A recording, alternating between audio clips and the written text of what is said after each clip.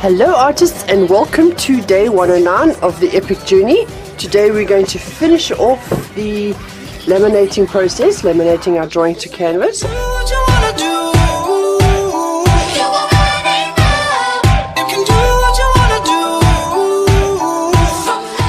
These are the things that we're going to need. This is a glass of water, this is a roll of gum tape that we're going to roll through the water to saturate, a pair of scissors to cut it, and a knife to trim the drawing at the back of the canvas. So let me put this aside and I will get moving.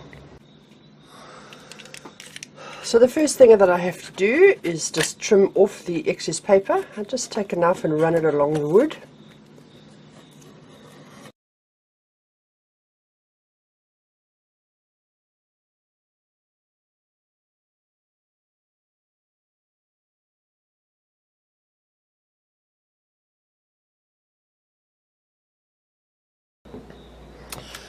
Okay, so the next thing that I'm going to do is I'm going to cut 8 strips of gun paper. Now, 4 of the strips are going to be, let's put that there, 4 of the strips are going to be just long enough to reach the inside corners, and 4 of them are going to be long enough to reach the outside corners. So let me get going on the cutting.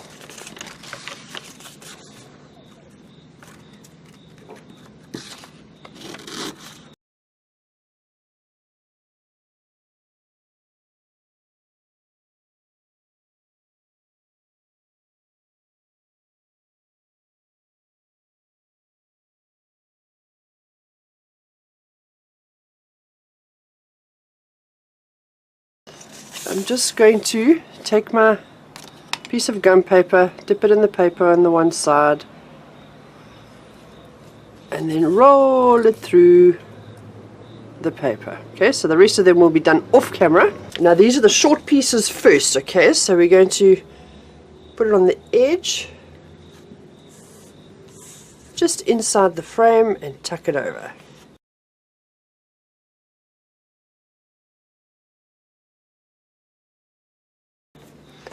Once we've done that, we go on to the slightly longer pieces. You can do it straight away. You don't have to wait for it to dry. In fact, I quite like doing it right away because of the fact that the paper underneath is still wet, so it just gives extra grip.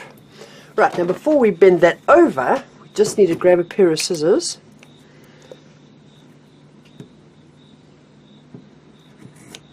We just need to nick it there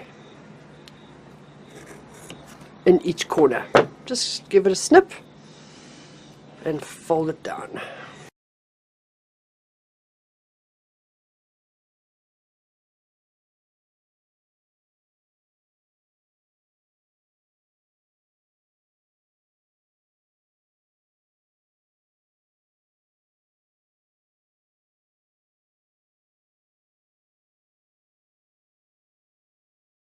Right, now we're going to leave this to stand for a little while because we want this to dry before we start the varnishing process. It doesn't take long.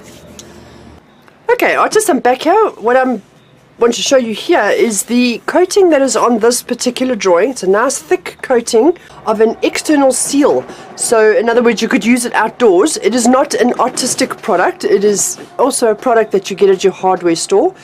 This one is called a water-based glaze coat, and it's a matte finish. I prefer the matte finish. You may well prefer the gloss finish. That's fine as long as it is transparent. If you read the little description here, it says a water-based transparent glaze coat for sealing and enhancing decorative acrylic paint finishes. So this would be anything. If you read the little blurb at the back here, it tells you that you can seal brickwork with it, you can seal paintwork with it, and it makes it really nice and waterproof. Now, it doesn't have to be this particular product. This is just the product that I've used and found really works. It's a Plascon product. It's called Paint Effect, as you can see. And I like the matte one. But I suppose you could use anything that is designed to protect and coat, and as long as it dries clear. The reason I don't use our varnishes that we would use for oil painting rather is because I was a bit concerned about how it would affect the paper.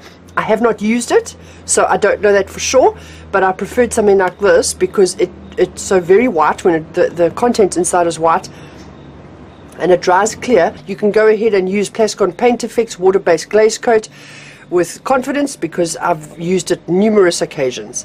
One thing to note here is that you cannot use this over oil-based paint. So please note, artists, this is just for your drawings. Please don't try and varnish your paintings with it. This is a hardware store product, not an artistic product. It's not designed for artists to use on paintings. Please, please, please note that. Right, so I've given my product a good mix now. It's been mixing for a little while, just to really stir it up, digging at the bottom. So I'm going to put that aside and I'm going to start varnishing. Now, just so that you know, I've left this to stand for maybe half an hour before I start painting. This is by no means dry. It doesn't have to be dry. It's still quite damp. It's a lot drier than it was half an hour ago. But it doesn't have to be dry because it's water-based. The varnish is water-based, so the water on the back here is actually going to be quite compatible. Now I simply am going to paint it on. I'm going to paint it on quite thick, and yes, it will take a second coat, which I won't do on camera because it'll just be this more of the same.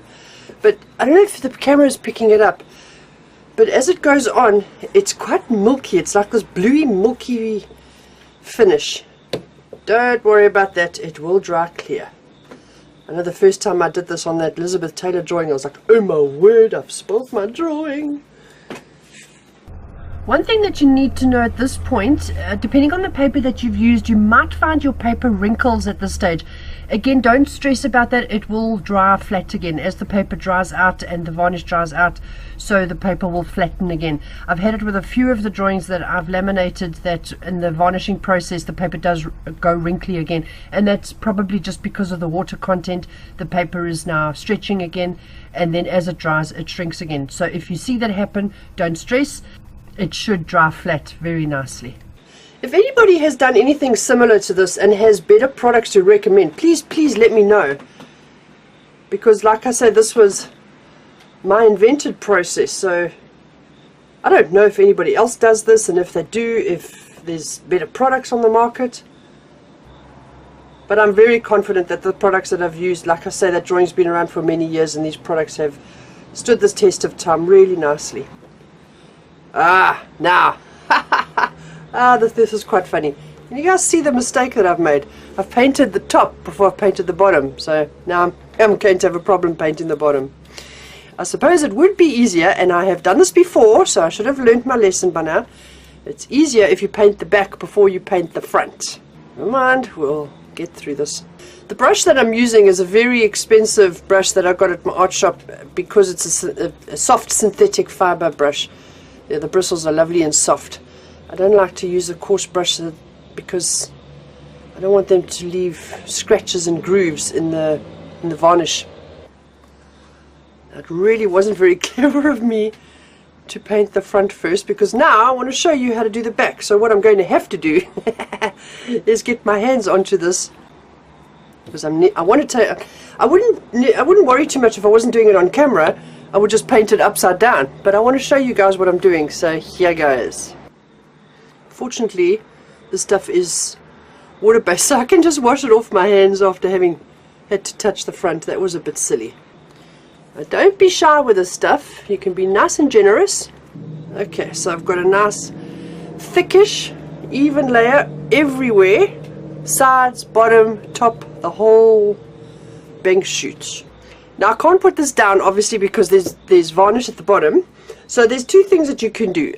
You can either put it that there's something underneath the canvas, like it's sitting on my hand right now. I can put it on something to sit on, but I don't want to do that unless it's something like a flat book, because I don't want this to dry with a bit of a bow in it. So I am going to hang it on my easel.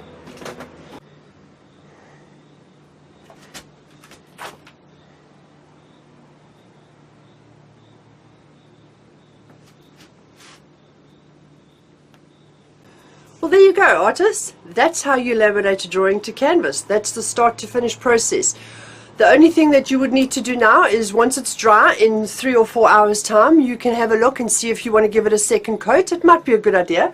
But this milkiness that you're seeing on it will dry away. You won't see any milkiness at all. It'll be lovely and crispy and clear.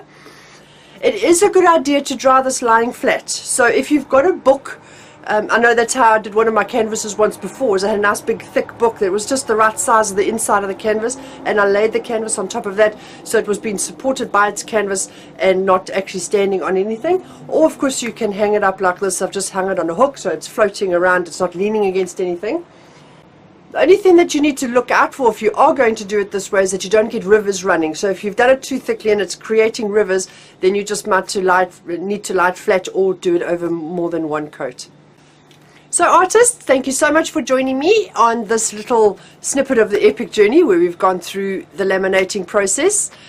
I think it's a really, really nice way to preserve your drawings, and it's a lightweight canvas. You're not going to have to worry about your glasses breaking or your drawing getting stuck to the inside of the glass in humid weather, the heaviness of the frame and the glass. None of that is an issue anymore. This is simply wash and wipe. You can take a damp cloth with a little bit of dishwashing liquid on it, slightly soapy, give it a good wipe, some warm water, give it a second wipe, and it's clean as anything. That drawing of Elizabeth Taylor has been washed repeatedly with soapy warm water and a damp cloth, and it's lasted really, really well. So artists, that's it for me in day 109, and I will see you tomorrow in day 110. Thank you so much for joining me, and please do the whole rah-rah thing for me again. Thanks. Bye. That's what you want to do.